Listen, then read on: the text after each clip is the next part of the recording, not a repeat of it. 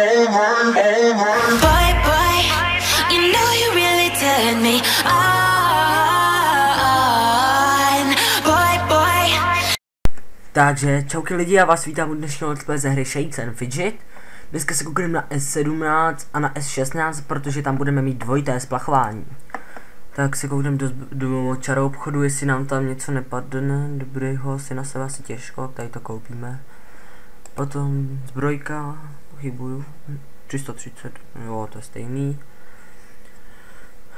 Jinak nic moc teda. No, asi těžko dáme. No, ale zase tak špatný to nebylo.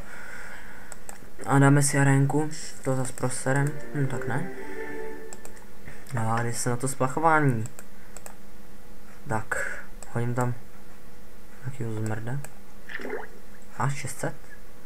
Super, tak, zakryju si oči. An, zwei, drei, hajzle. Prdele, vole. Si, vole, můžu s tím, vole, vytřít prdel zase, vole. Si naser, vole, kokot. No nic, no, tak z tohohle světa nám to nepadlo. Tak se přesuneme na S16 na Cyruse. Kurva.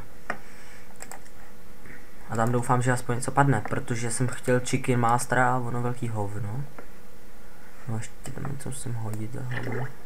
Jasný. An, zwei, drei, hajzle. Prdele, vole. No nic, no. Tak dneska nám nic nepadlo, no, ty vole. Co se dá dělat? Tak mějte se, ne? Čus.